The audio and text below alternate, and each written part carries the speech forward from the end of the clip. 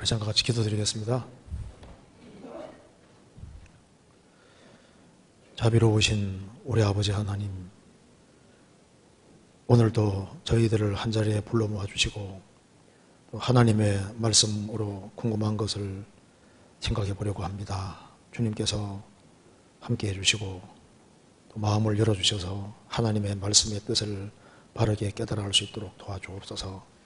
오늘 모든 시종 함께 해주시고 도와주시옵소서. 주 예수 그리스도 이름으로 기도하옵나이다. 아멘. 성경 이사야 6장 찾겠습니다.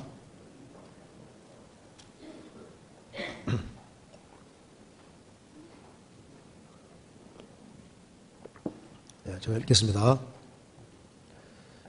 우시야 왕의 죽던 해 내가 본적 주께서 높이 들린 보좌에 앉으셨는데 그 옷자락은 성전에 가득하였고 서랍들은 모셔 섰는데 각기 6날개가 있어 그 둘로는 그 얼굴을 가리었고 그 둘로는 그 발을 가리었고 그 둘로는 날며 서로 창화하여 가로되 걸어가다 걸어가다 걸어가다 만군의 여호와여 그 영광이 온 땅에 충만하도다.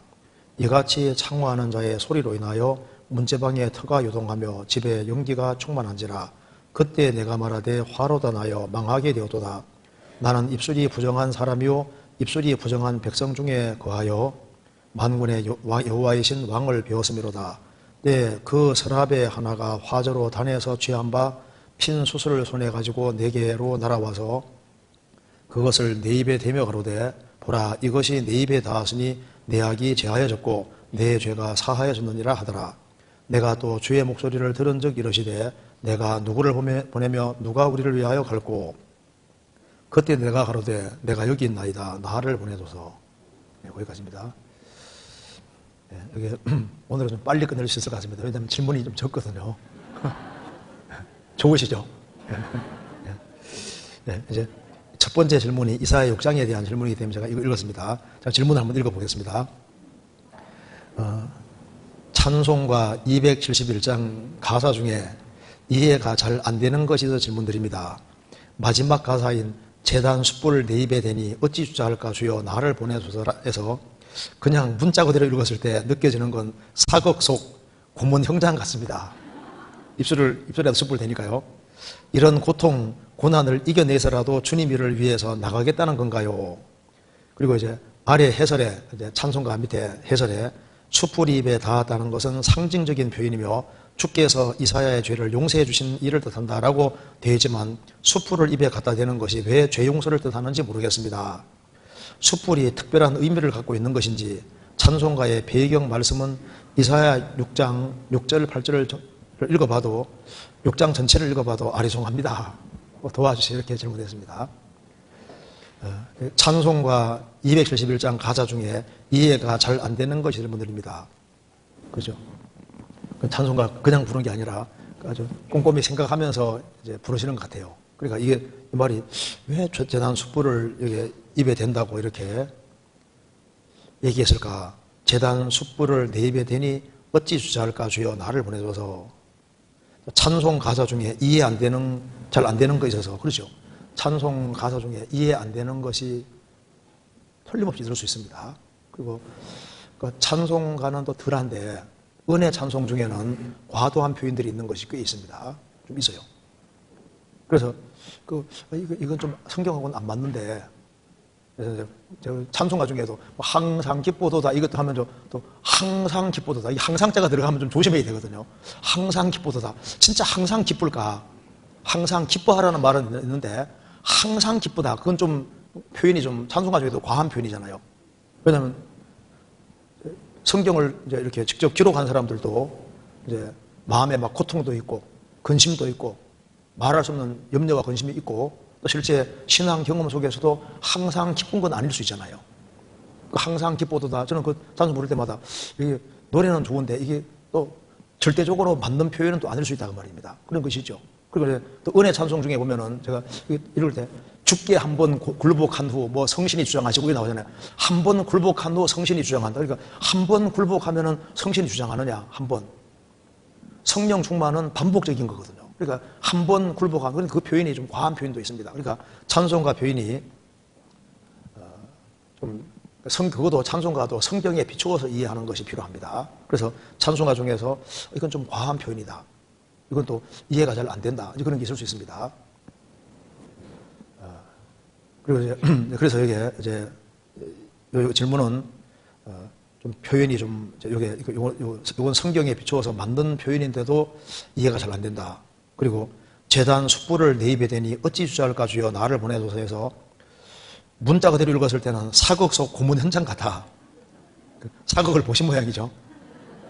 그래서 이제 우리나라는 옛날부터 줄이 트는 것도 있고, 네 죄를 네가 알렸다 하고 이제 안 하면 이제 막 이제 사극에 이제 고문하잖아요. 고문하는데 숯불을 입에 대는 고문이 있었는지 그건 잘 모르겠습니다. 그러니까 근데 사극 속의 고문 현장 같이 그렇게 들린다. 뭐 인도 같은 걸 찢을 때도 막 등 찢고 막 이런 건 있어도 입 찢고 이건 잘 안 하잖아요. 근데 이건 숯불을 입에 대는 건 진짜 무서운 표현인데 이런 표현이 성경에 나온다는 겁니다. 그래서 성경 이사야 6장 이것을 보고 나도 입술이 부정한 사람이라고 하면서 교회사 속에 붉은 숯불을 입에 댄 사람도 있습니다. 실제로. 어떻게 됐을까요? 자기가 이사야가 아니잖아요.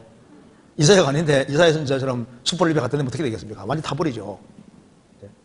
그래서 이런 고통, 이런 고난을 이겨내고 나서라도 주님 일을 위해 나아갔다는 건가요? 물론 그건 아니죠. 그래서 해설이 잘 되어 있습니다. 아래 해설에 숯불이 입에 닿았다는 것은 상징적인 표현이며 주께서 이사야의 죄를 용서해 주신 일을 뜻한다라고 되어 있지만 맞습니다. 숯불을 입에 갖다 대는 것이 왜 죄 용서를 뜻하는 것인지 모르겠다. 숯불을 입에 갖다 대는 거하고 죄 용서와 무슨 관계가 있느냐? 물론 좀 좋은 질문입니다. 그런데 이제 이사야 6장을 읽어보면은 이제 우시야 왕의 1절에 우시야 왕의 죽던 해라고 했습니다. 근데 우시야 왕이 이스라엘을 통치할 때 이스라엘 민족은 많은 타락의 길을 걸어갔습니다. 근데 우시야가 죽던 해에 이사야 선지자는 봤는데 높이 들린 보좌, 높이 들린 보좌에 주님이 앉아 계신 것을 봤고 성전에 주님 옷자락이 가득한 것을 봤습니다. 그리고 서랍 천사들이 이제 주님을 모시고 서 있는 것도 봤습니다. 그런데 영광 중에 계신 주님을 보고서 이사야 선지자는 깨달았습니다. 자기가 죄인이라는 것을 깨닫고 특별히 입으로 죄를 많이 지은 것을 깨달은 겁니다. 선지자 중에서 황금의 입을 가진 선지자 하면은 이사야입니다. 이사야는 말을 아주 잘하는 사람입니다. 모세형 아론이 말 잘한다고 성경에 나오잖아요. 너의 형이 말 잘함을 내가 아노라. 하나님께서도 인정하신 것만큼 아론은 그렇게 말을 잘했습니다. 우리 교회 안에도 보면 목사님들 중에 특별히 말을 잘하는 사람 있잖아요. 얼마나 말을 잘하는지 말을 특별히 잘하는 사람들이 있더라고. 근데 이사야 선지자도 말을 굉장히 잘하는 사람입니다. 그러니까 말을 또 너무 잘하는 사람은 말로 실수도 많이 하잖아요. 이사야 선지자는 이렇게 영광 중에 계시는 주님을 뵀을 때 자신이 지은 죄 중에서 입으로 지은 죄를 제일 많이 생각하게 됐습니다. 그래도 특별히 이 시대에 입으로 죄를 많이 지은 것이 분명합니다. 왜냐하면 5절에 내가 말하되 화로다 나여 망하게 되었도다. 나는 입술이 부정한 사람이요 입술이 부정한 백성 중에 거하여 입술이 부정한 백성 중에 거하여 말 봐서는 이스라엘 백성들이 입술로 죄를 아주 많이 지은 걸 알 수 있고 이사야 선지자도 이스라엘 백성 중에 거해서 자신도 입술로서 죄를 많이 지은 것을 특별히 깨닫게 되는 겁니다. 누가복음 6장에 16장 보면은 매일매일 날마다 화롭게 잔치하고 사는 그 부자 죽음 건너갈 때 뭘 제일 고통스러워했습니까? 혀. 내가 이 불꽃 중에 고민하나이다. 내 혀를 서늘하게 하소서. 그러니까 혀로 얼마나 많이 죄를 지었으면 특별히 혀가 고통스러울까요? 아마 사람이 짓는 죄 중에서 제일 대표적인 죄가 아마 혀로 짓는 죄일 겁니다. 그래서 이사야 선지자도 하나님 앞에서 자신이 죄가 있지만은 제일 자기가 죄를 많이 지은 부분이 입술이라는 것을 알고 있는 겁니다. 그래서 나는 입술이 부정한 사람이요. 그러니까 입술이 부정한 백성 중에 이스라엘 백성들도 입으로 죄를 많이 지었는데 자신도 자신을 말하면서 나는 입술이 부정한 사람이다. 입으로 죄를 많이 지은 것을 깨닫게 된 겁니다. 그래서 어찌할꼬 하는데 6절에 그때 그 서랍의 하나가 화저로 부지개로 단에서 취한 바 핀 숯을 손에 가지고 내게로 날아와서, 그러니까 이게 그냥 숯이 아니라 단에서 취한 핀 숯이라 그랬죠. 땅에 있는 성전은 하늘에 있는 것의 모형과 그림자입니다. 하나님이 환상 중에 이렇게 보여주신 겁니다. 그런데 단에서 화저로 이제 숯불을 이렇게 취해서 가져와서 입에 댄다 그 말입니다. 우리가 아는 대로 단은 뭘 가리키는 겁니까? 항상 십자가 가리키는 십자가. 그 제단은 짐승 죽이는 곳이고 그건 항상 십자가를 가리키고 있는 겁니다. 그래서 종교개혁도 한 단에서 제사 드리는 걸 종교개혁이라는 거예요. 구약 성경 읽어보시면 시스기야 왕도 종교개혁을 했고 요시야 왕도 종교개혁했는데 그 종교개혁이라는 게 뭐냐면은 이스라엘 백성들이 예루살렘 성전에 제단이 있는데, 솔로몬 성전 제단이 있는데 그까지 가기 귀찮으니까, 힘들고 하니까 이제 자신 동네 가까운 데다가 산당을 많이 지어놨습니다. 하나님 섬긴다고 말은 하면서도 거기까지 가기 귀찮으니까 산당들을 이렇게 많이 지어놨던 겁니다. 그래서 산당들을 가지고 있으니까 자기 편한 대로 섬기는 거예요. 그래서 이제 히스기야와 요시야는 산당들을 다 깨버리잖아요. 깨버리면서 한 단에서 제사해라. 하나님 섬긴다고 해도 항상 제단 중심이 돼야 되거든요. 십자가 중심이 돼야 되는데, 그래서 이제 다 깨버렸던 겁니다. 그리고 루터가 종교개혁할 때도 종교개혁이 뭡니까? 가톨릭이 들어오면서 이제 십자가 외에 다른 것이 덧붙인 것이 너무너무 많이 있으니까 다시 십자가로 돌아가자, 복음으로 돌아가자. 이게 종교개혁이잖아요. 그래서 성경에 단 나오면 단은 짐승을 죽이는 곳이고 항상 십자가를 가리키는 거예요. 그래서 이게 이제 짐승을 죽이면은 이제 번제로 불태워 드릴 때 그게 숯이 있는 겁니다. 핀숯. 그래서 번제는 자신을 하나님께 온전히 잡아 바친다는 뜻도 있습니다. 그래서 이제 짐승을 죽이고 이제 불태우지 않습니까? 거기에 있는 제단에 있는 숯불이다 그 말입니다. 제단에 있는 숯불을 가져와서 그 입술에 대는 것이 뭘 말하냐면은 이제 이사야 선지자도 구원되는 모든 근거는 제단이 있다는 것을 설명하고 주님의 보배로운 피로 구속받는다는 것을 설명해주고 있는 거예요. 자, 이걸 이해하기 위해서 한번 찾아봅시다. 이거 잠깐 접고 스가랴 3장 찾겠습니다. 스가랴 3장 1절입니다.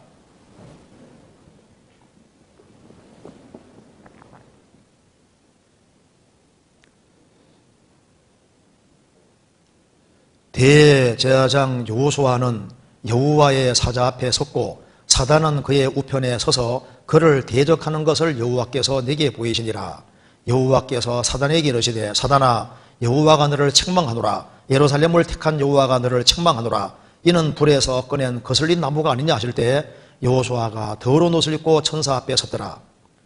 여호와께서 자기 앞에 선 자들에게 명하사 그에게 더러운 옷을 벗기라 하시고 또 여호수아에게 이르시되 내가 내 죄가를 제하여 버렸으니 내게 아름다운 옷으로 입히리라 하시기로 내가 말하되 정한 관을 그 머리에 씌우소사매 곧 정한 관을 그 머리에 씌우며 옷을 입히고 여호와의 사자는 곁에 서더라. 이 당시에 바벨론에서 들어온 그 여호수아는 이제 환상 중에 이제 보는 겁니다. 대상 여호수아는 여호와 사자 앞에 섰고 사단은 그 편에 서서 그를 대적하는 것을 여호와께서 내게 보이시니라. 스가랴에게 보여준 겁니다. 이 당시에도 이제 사단은 하나님 앞에 왕래할 수 있었습니다. 욥기 1장에도 천상 회의 때 사탄이 하나님 앞에 올라왔잖아요. 이 당시에도 올라왔고 아합 왕 죽일 때도 그때도 여호와의 회의에 사탄이 참석했습니다. 지금도 사탄이 하나님 보좌 앞에 왔다 갔다 할 수 있습니다. 요한계시록 12장 보면은 7년 혼란 중반기가 되면은 쫓겨나서 여호와 회의에 들어갈 수가 없는 거예요. 이 당시에도 왕래 가능하게 지금도 왕래 가능한 겁니다. 그래서 이제 사단이 이제 여호수아를 대적하는 겁니다. 그때 여호와께서 사단에게 말했습니다. 사단아 여호와가 너를 책망하노라. 예루살렘을 택한 여호와가 너를 책망하노라. 이는 불에서 꺼낸 거슬린 나무가 아니냐. 이스라엘은 지금 바벨론 포로 잡혀갔다 돌아왔습니다. 그래서 불이 싹 지나가서 한 토막 조금 남았는데 이제 불에 거슬려 있다 그 말입니다. 볼품 없잖아요. 이스라엘이 바벨론 포로 잡혀가서 볼품 없는 상태인데 이제 예루살렘에 막 성전을 지으려고 하는데 초라한 건데 그 사탄은 긍휼히 이기는 마음이고 전혀 없는 거예요. 그저 정죄하고 대적하는 겁니다. 그래서 여호수아가 더러운 옷을 입고 서는 것을 보여주지 않습니까? 그래서 이제 하나님께서 말씀하시기를 그 더러운 옷을 벗기라 하고 이제 아름다운 옷을 입히는 걸 보여주지 않습니까? 그럼 왜 더러운 옷을 벗기고 아름다운 옷을 입히냐면은 하나님 앞에 부정해진 사람이 이제 더러운 옷을 벗고 아름다운 옷을 입는 이것이 바로 예수님의 공로로 구원되는 것을 이렇게 표현해 준 거예요. 그래서 여기에 그럼 왜 더러운 옷을 벗기고 이 새 옷을 입을 수 있냐 하면은 예수님 때문에 그런 겁니다. 9절 같이 읽겠습니다. 3장 9절.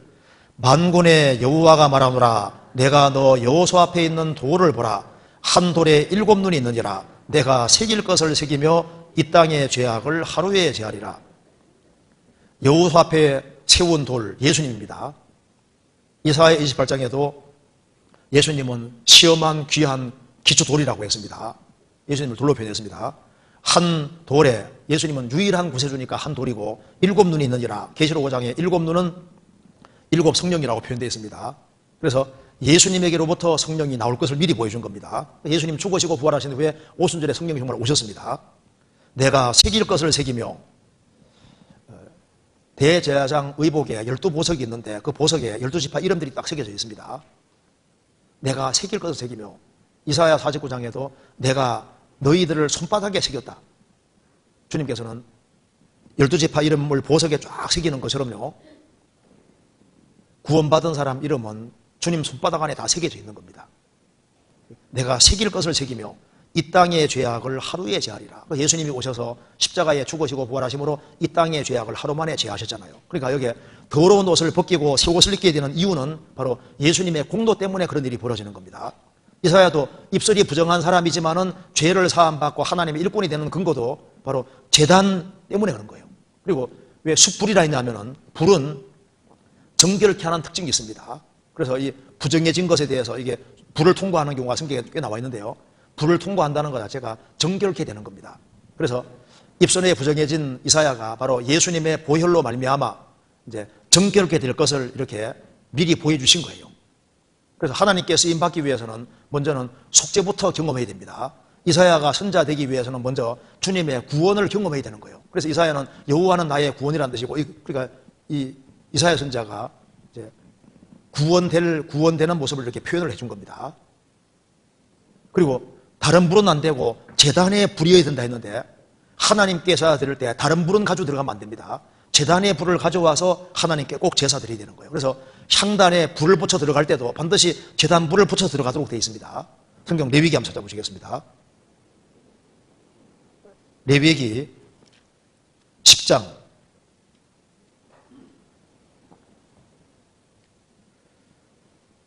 10절에 아론의 아들 나답과 아비후가 각기 향로를 가져다가 여호와의 명하시지 않은 다른 불을 담아 여호와 앞에 분향하였더니 불이 여호와 앞에서 나와 그들을 삼키매 그들이 여호와 앞에서 죽은지라. 향단에 이제 불을 피워가지고 갖고 들어갈 때 반드시 제단불을 가져가야 되는 거예요. 그런데 제단불이 아니라 다른 불을 가지고 와서 들어가다가 징계로 죽게 됩니다. 그럼 왜 다른 불을 갖고 들어갔느냐? 그 뒤에 읽어보면은 아마 술을 먹었던 것 같아요. 그래서 하나님의 성전에 들어오는 사람은 절대 술을 마시지 말아라. 그래 나와 있죠. 8절에 여호와께서 아론에게 일러라사대 너나 내 자손들이 회막에 들어갈 때에는 포도주나 독주를 마시지 말아서 너희 사망을 면하라. 아마 아론 아들 나답과 아비후가 술을 좀 먹었던 것 같아요. 술을 많이 먹었을 겁니다. 그러니까 여기에 하나님 명하신 제단에 있는 불을 가지고 와서 불을 담아 들어가야 되는데 그까지가 귀찮다고 해서 아무 불 하나 이렇게 가지고 하고 들어가니까 징계로 죽잖아요. 그래서 그 제단에 있는 불을 가지고 하나님께 들어가도록 되어 있고, 그리고 특별히 그냥 불이 아니라 제단불이라고 말한 이유는 바로 예수님으로 말미암아 피공로로 말미암아 그가 구원될 것을 보여주고, 불은 정결케 하는 걸 가리키는 겁니다. 그래서 주님의 보혈의 능력으로 깨끗하게 돼서, 그래서 주님의 능력으로 이제 복음을 전하고 사역할 것을 보여주신 겁니다. 이사야 6장 다시 보시겠습니다. 이사야 6장